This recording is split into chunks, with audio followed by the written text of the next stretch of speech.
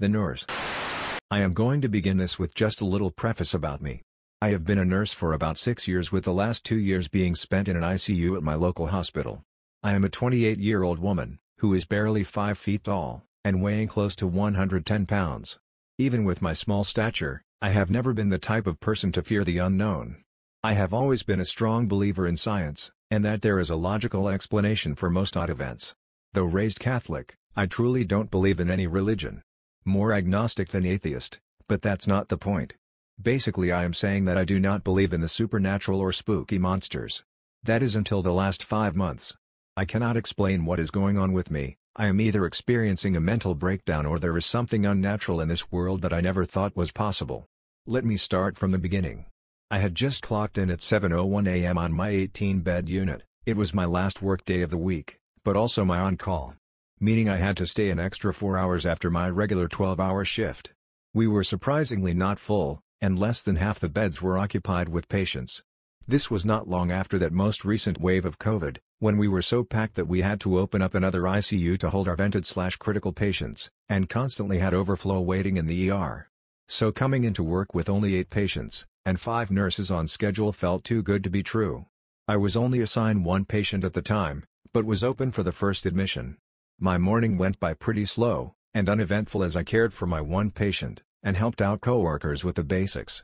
Around 11 a.m., my charge informed me I was getting the new ER admission. Great.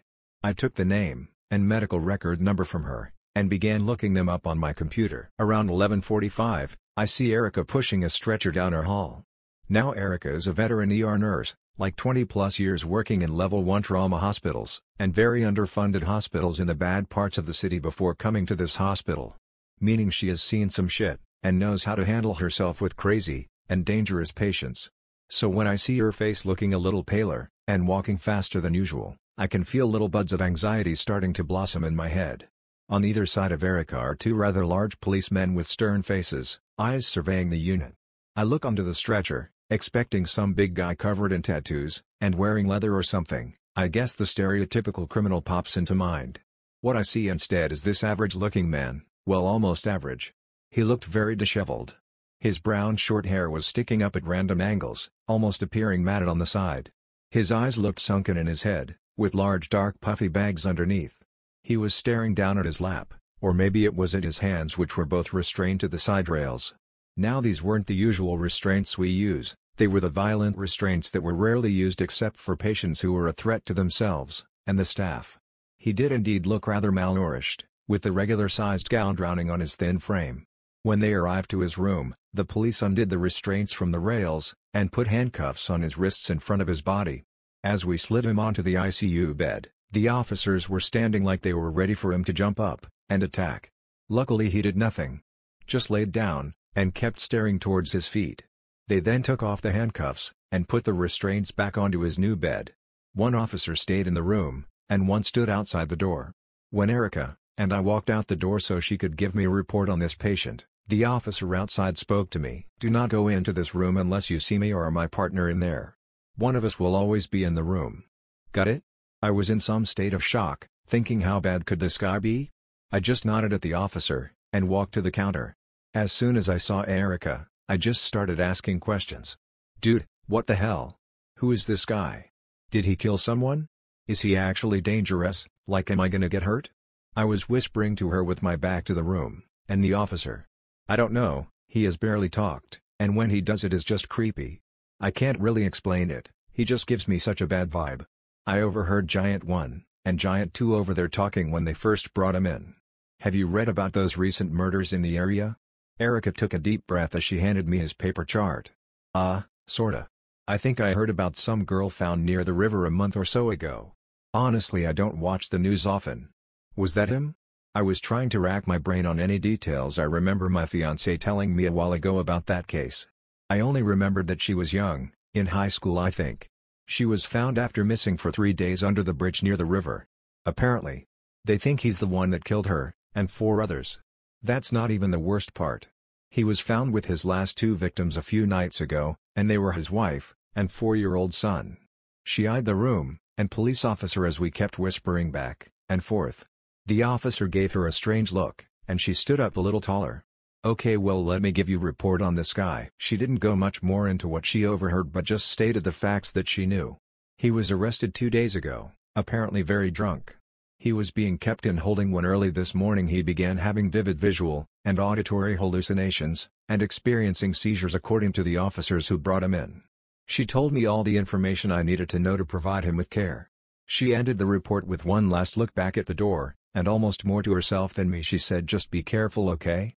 I've dealt with criminals before but something is off with this guy, I don't know what but just have a bad feeling. Always know where the door is, and never let him be between you and the door. If you feel like something is going to happen, just leave." She looks back at me, and forces a laugh. "Sorry, I am probably being overdramatic. You'll be okay."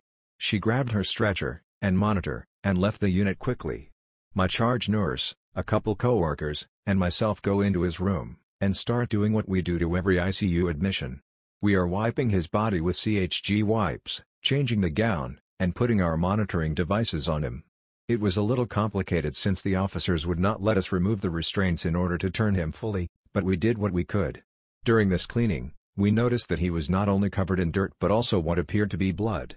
He had small splatters everywhere on him, his arms, chest, back. His hair was in fact matted on one side with blood. The officers gave us permission to wipe him down as they have already collected enough evidence and photos.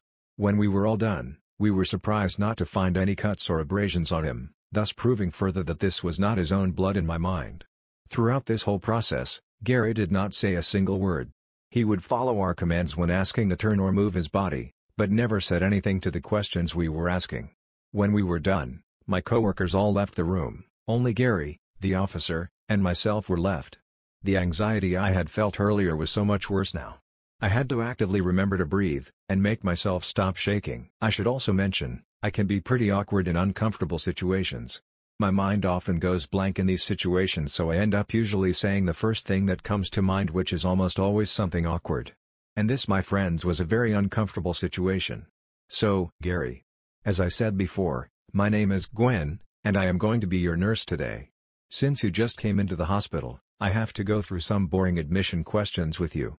No response. I looked to the officer, then back at Gary. Well, at least you're not in jail right now. I mean, like, you're arrested, but not physically in jail, you're in a hospital. And it's nicer, I guess. Like, at least there's no metal bars on the door, still have the scary cop watching you though, so yeah. I was wincing at everything I said as I stared at the computer. I glanced quickly behind me at the officer, who was just staring at me like I was crazy. Then I peeked at Gary, who surprisingly had a faint smile on his face. "The beds are comfier here than in jail," Gary whispered. "Oh, cool. Anyways, can I ask you some questions?" I quickly changed the subject.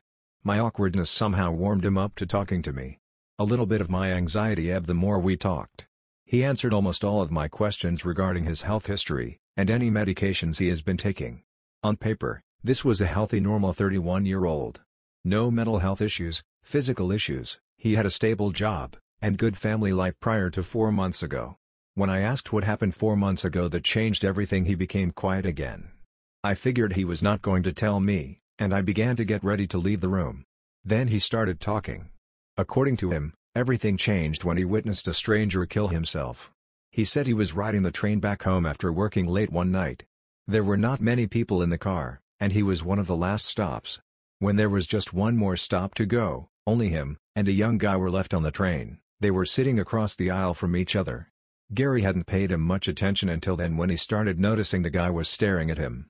He asked the guy what he wanted, and the guy said to just be able to sleep for once. Gary said this guy looked sickly, wearing baggy clothes, had sunken eyes, greasy hair, and skin so thin it looked translucent. He initially was just going to ignore the man, but then the man got up and sat directly in front of him. Gary said he felt nervous and wanted to leave, but he couldn't for some reason. The man just sat quietly staring at Gary. As the train began to slow, coming up to Gary's stop, the man pulled out a gun. Gary was frozen and still couldn't move. The man said, "I am sorry, but I can't live like this anymore. Please forgive me. I need sleep." Then shot himself in the head, splattering Gary with the bloody aftermath. As Gary was telling me this story, he had a grief-stricken look in his eyes, tears slowing running down his face. I looked at the officer, who was scribbling rapidly into his notepad. When I left the room, I was actually feeling bad for Gary. The anxiety I had earlier was almost gone. He seemed rather nice, and to have something so horrible happen in front of him, no one deserves to see that. I had almost forgotten what Erica had said about him murdering his family. Allegedly, that is. I continued on with my day, doing my hourly checks on my patients. Each time I went into Gary's room he would engage in conversation with me. He was always friendly, and actually was a pretty good patient. Since he was there for alcohol withdrawal, I had to keep assessing his CI1 score to see if he needed medications to prevent withdrawal symptoms. He kept scoring high, stating he kept seeing people who were not there, and hearing them talk and touch him. His hands were visibly shaking every time I went in the room, yet he seemed cheered up whenever I would enter. He said when I came in, the people would leave until I left. I had given him multiple high doses of Ativan throughout my shift, but it did not seem to be working. He was already maxed out on the sedation drips, so we just kept giving him more and more medications. A normal person would be probably knocked out from the amount of benzos we were pushing, but not Gary. He looked absolutely exhausted, but he would not close his eyes long enough to sleep. When I mentioned it, he just stared at me, and said I cannot sleep. If I sleep, then I will not be me. I can't let that happen. I knew if we kept giving him the meds he would not be able to resist sleeping. The drug would take over, and nothing he could do would stop it. Around 6 p.m., I walk into his room, and I see he is sleeping. I feel almost happy for him that he is finally resting. I go into the room to change out my 4-bag that's almost empty. I am being extra careful not to make a lot of noise because I don't want him to wake up. The 4th pole is on the other side of the bed, meaning that I have to walk past him and the bed to get to it. At this time, the officers were also at shift change. So as I am switching out my old bag for the new bag, the 2 new officers were huddled together with the 2 that had been there all day in front of the door. They were not technically out of the room, but they did not have a clear view of me or Gary the way they were standing. I did not notice this at first since I was focused on my medication. I turned my head slightly to look at the sleeping patient, but what I saw made me freeze. Gary was almost crouching in the bed with both hands on the railing closest to me, leaning towards me. His face had a wide, almost unnatural grin. Like he was clenching his jaw so hard it was about to break, and the skin was being forced to widen as far as possible. His eyes were wide, pupils dilated so much you could barely see any color of his iris, making them look like black holes sucking you into their depth. It felt like the room was on fire. I could feel sweat dripping off my back and down my legs. Yet I felt cold inside, like something was trying to steal something precious that was deep in me. My head felt heavy, and felt like the room was spinning as Gary got closer and closer to me. I couldn't make a noise or move an inch. Time seemed to be moving so slow. All I could think was, how did he get out of his restraints? Where's the cop? I'm going to die. Suddenly, I heard footsteps approaching. My eyes shifted from this horror in front of me to the door. The cop stopped right when we saw me, then looked to the bed, then continued towards the chair that was occupied by the previous cop. I wanted to scream at him to do something, but when I looked on the bed, I saw Gary laying down, sleeping as he had been when I first entered, in his restraints. As if nothing had happened. I practically ran out of the room straight to the bathroom, and started sobbing. What had just happened? I had to have imagined that. There is no way he could have gotten out of those restraints, and if he did he would not have been able to get back in them in a blink of an eye. I convinced myself it was all in my head, and I was just tired having worked the past 2 days. I wanted to avoid his room, but I knew as his nurse I was responsible for providing care. I was just going to be more cautious when I entered again. I did not tell anyone about what I thought I saw, because I had to believe it wasn't real. The next time I entered, Gary was awake. He looked at me as if nothing happened, but I could sense something was off. I was asking him the usual questions about having hallucinations, being anxious, headache, etc. when I looked down, and saw his right hand was out of the restraint. I slowly started backing towards the door, and was about to yell at the officer, when Gary looked me in the eyes. His eyes were more normal, but looked deeply sad. Like he was watching something horrid unfolding in front of him. I am not sure if he was really looking at me or at something else. Tears were running down his face. He whispered something I couldn't hear. It felt like something was pulling me closer to him. I was now an arm's length away from him. I saw something shiny like steel in his unrestrained hand. He looked down, and then back in my eyes, and said, "I'm so sorry, I never meant to do it. Please forgive me. I need sleep." Quicker than I thought possible he raised his hand, and ran it across his throat. I was splashed with red-hot sticky blood. In his hand lay a scalpel. As if this was all in slow motion up until he slit his throat, everything after was sped up. I remember screaming, and trying to apply pressure to his neck as the police officer grabbed me and took me out of the room. I remember sitting in room after room, being asked the same questions over and over again. How did he get a scalpel? How did he get out of his restraint? What did he tell you? What did you do? I did not have any of the answers. Fast forward to now, 5 months after Gary's death. I keep waking up in strange areas that I don't remember going to sleep in. I've had people say they have seen me at night, but I ignore them when they try to get my attention. I feel like I haven't slept since that day at the hospital, even though I know I fall asleep every night. And today, I find myself covered in blood, but I have no wounds on me anywhere. This isn't my blood. I don't know who I am when I fall asleep.